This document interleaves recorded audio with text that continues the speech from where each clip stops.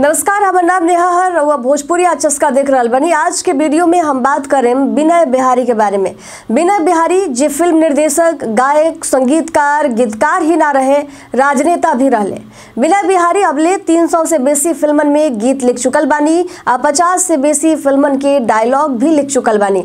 अपना रोमांटिक आ भक्ति गीतन खातिर विनय बिहारी लोगन के बीच जानल जानी।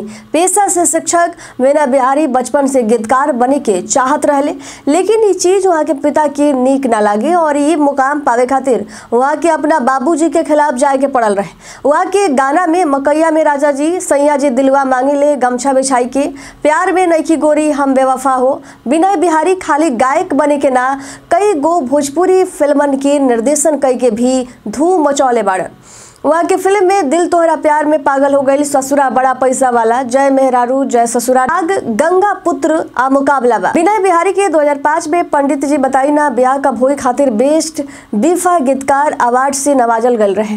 यही साल बंधन टूटे ना खातिर बेस्ट डायलॉग अवार्ड भी यहाँ के मिलल रहे और इस साल 2006 में बीफा के दूसरा सर्वश्रेष्ठ कहानी पुरस्कार प्यार के बंधन खातिर पुरस्कार मिलल।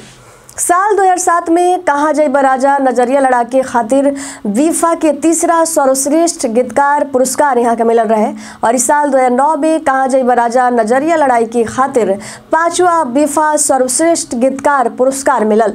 विनय बिहारी के गीत आ फिल्मन के काम हमेशा याद रखल जाई आ भोजपुरी सिनेमा के दुनिया में वहाँ की योगदान ना भूलल जाई। कड़ी मेहनत आ लगन से न सिर्फ वहाँ के खुद के सपना पूरा भइल बल्कि भोजपुरी सिनेमा के भी एगो नया पहचान मिलल।